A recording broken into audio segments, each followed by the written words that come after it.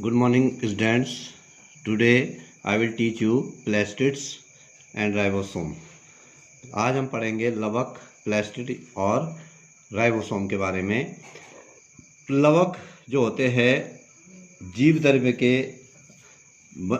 द्रव्य में पाए जाते हैं और जीव द्रव्य के बने हुए चपटे और गोलाकार कण होते हैं जो कि पादप कोशिकाओं में पाए जाते हैं। लवक जो है जंतु कोशिकाओं में अनुपस्थित होते हैं। कुछ पौधों में ये रंगहीन तथा कुछ में रंगीन होते हैं तथा आवश्यकतानुसार एक दूसरे में परिवर्तित होते रहते हैं। लवकों के प्रकार, सबसे पहले हम पढ़ते हैं टाइप्स ऑफ प्लास्टिड। रंग के आधार पर लवकों को 3 श्रेणियों में बांटा जाता है। एक है अवर्णी लवक जिसको ल्यूकोप्लास्ट कहते हैं, दूसरा है वर्णी लवक जिसको क्रोमोप्लास्ट कहते हैं, तीसरा है हरित लवक जिसको क्लोरोप्लास्ट कहते हैं। सबसे पहले हम अवर्णी लवक के बारे में पढ़ते हैं। ल्यूकोप्लास्ट ल्यूकोज से लिया गया है। ल्यूकोज मीन्स होता है कलरलेस, रंगहीन, और प्लास्ट का मतलब होता है लिविंग। ऐसे जीवित कोशिकाएं, ऐसे जीवित पदार्थ जो कि कलरलेस होते हैं, रंगहीन होते हैं। ऐसे भागों में जहां सूर्य का प्रकाश नहीं पहुंच पाता है या सूर्य के प्रकाश से वंचित भागों जैसे भूमिगत तना, जड़ में अवर्णी लवक ल्यूकोप्लास्ट पाए जाते हैं। इनमें मंड, तेल और प्रोटीन कणों का संचय हो जाता है और ये अवर्णी लवक जो है सूर्य के प्रकाश में हरित लवक में परिवर्तित हो जाते हैं। जैसे ही सूर्य का प्रकाश इनमें पड़ता है ये पुनः फिर हरित लवकों में कन्वर्ट हो जाते हैं। अवर्णी लवक 3 प्रकार के होते हैं। एक होते हैं मंड लवक, एमाइलोप्लास्ट इनको बोला जाता है। बड़े आकार के अवर्णी लवक जिनमें मंड स्टार्च का संग्रह होता है। दूसरा एमाइलोप्लास्ट, ये जो है एमाइलोप्लास्ट इनको बोला जाता है। दूसरे प्रकार के होते हैं वसा लवक, एलेयोप्लास्ट, ये वसा फैट का संग्रह करते हैं और बीजों में पाए जाते हैं, जैसे सरसों के बीज, सोयाबीन, इनमें पाए जाते हैं। तीसरे प्रकार के लवक होते हैं प्रोटीन लवक, इनको प्रोटीनोप्लास्ट बोला जाता है। ये प्रोटीन का संग्रह करते हैं और बीजों जैसे चना, मटर आदि में पाए जाते हैं। दूसरे प्रकार के होते हैं वर्णी लवक। वर्णी लवक को क्रोमोप्लास्ट बोला जाता है और ये लवक विभिन्न रंगों वाले होते हैं। हरे रंग को छोड़कर बाकी अन्य कलर के होते हैं, जैसे पीले, नारंगी, लाल, इस रंगों के ये होते हैं। ये जो क्रोमोप्लास्ट होते हैं ये प्रायः पुष्पों की पंखुड़ियों और फलों में पाए जाते हैं। इन्हें विशेष रंग प्रदान ये जो है उनको विशेष रंग प्रदान करते हैं। जैसे बैंगनी रंग जो है एंथोसाइनिन नामक वर्णकों के कारण होता है। कैरोटीन, जेंथोफिल, फाइकोबिलिन्स आदि पादप कोशिकाओं में विभिन्न प्रकार के रंग को जो है विभिन्न प्रकार के रंगों के लिए रिस्पॉन्सिबल होते हैं। बसंत ऋतु में कुछ पादपों की पत्तियों में उपस्थित जो हरित लवक होता है वो लाल, नारंगी और पीले रंग के वर्णी लवकों में बदल जाता है, जिससे पत्तियां लाल अथवा भूरे कलर की हो जाती है। तो ये तो हो गया क्रोमोप्लास्ट। तीसरे प्रकार के जो लवक होते हैं वो होते हैं हरित लवक या क्लोरोप्लास्ट। ये हरे रंग के होते हैं और हरे पादपों में पाए जाते हैं। मीन्स जो पौधे के हरे भाग होते हैं खाद विशेषकर ये पत्तियों में पाए जाते हैं, जिसके कारण पत्तियों में कुछ जो है हरे रंग की दिखाई देती है। और उच्च श्रेणी के पौधों में विशेषकर उनकी पत्तियों में पर्ण मध्योतक कोशिकाओं जो मीजोफिल सेल्स होती है उनमें ये पाए जाते हैं और हरित लवक के रूप में ये पाए जाते हैं। हरित लवक बहुत सी शैवाल कोशिकाओं में केवल हरित लवक होता है, परंतु अधिक विकसित पौधों में एक से अधिक जो शैवाल होते हैं, बहुत से शैवाल की जो कोशिकाएं होती हैं एक हरित लवक होता है। लेकिन ज़्यादातर जो विकसित पौधे होते हैं उनमें 20 से लेकर 50 तक हरित लवक पाए जाते हैं। ये अलग अलग आकार के होते हैं।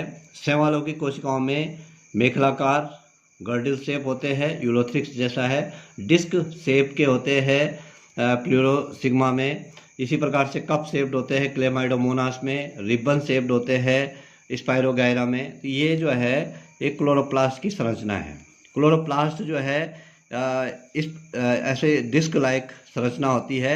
ये दोहरी भित्ति से बना होता है, बाहर से डबल मेम्ब्रेन होती है, बाहरी और आंतरिक भित्ति होती है। इसमें जो पदार्थ भरा रहता है, तरल पदार्थ, उसको स्ट्रोमा बोला जाता है।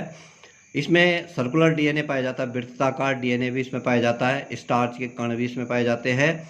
इसके अलावा इसमें इस प्रकार की संरचनाएं पाई जाती है, बॉक्स लाइक स्ट्रक्चर ये पाए जाते हैं। इनको ग्रेनम बोला जाता है, ग्रेनम।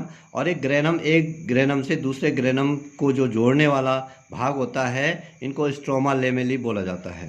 तो इस प्रकार से इसमें जो है ग्रेनम मुख्य भाग होता है, और ग्रेनम जो होते हैं वो थाइलेकोइड से बने होते हैं। इनको जो है थाइलेकोइड बोला जाता है। ये जो है थाइलेकोइड्स होते हैं, और ये स्ट्रोमा लेमेली होते हैं। संयुक्त रूप से इसको ग्रेनम बोला जाता है, और जो जिससे बने रहते हैं इनको थाइलेकोइड्स बोला जाता है। ये एक ग्रेनम है, ये स्ट्रोमा लेमेली है, और ये थाइलेकोइड्स है। अलग अलग जो इनके ऊपर अलग अलग है, ये सिंगल, ये थाइलेकोइड्स कहलाते हैं। इन्हीं के अंदर जो प्रकाश संश्लेषण की क्रिया है, वो आधी प्रकाश संश्लेषण की क्रिया ग्रेनम में संपन्न होती है और आधी स्ट्रोमा में संपन्न होती है। प्रत्येक लवक दोहरी इकाई झिल्ली से घिरा होता है, और ये जो है इससे जो इसके अंदर स्ट्रोमा भरा होता है। स्ट्रोमा में थाइलेकोइड ग्रेनम होते हैं, और इसके जो कार्य है, हरित लवक क्लोरोप्लास्ट का प्रमुख जो कार्य होता है वो प्रकाश संश्लेषण की क्रिया को संपन्न करना होता है। और ग्रेना में जो ग्रेना है इसके, उनमें लाइट रिएक्शन होती है, मीन्स प्रकाशिक अभिक्रिया होती है, और स्ट्रोमा में डार्क रिएक्शन होती है, अंधकार अभिक्रिया संपन्न होती है। इसके बाद अगला हम पढ़ते हैं राइबोसोम।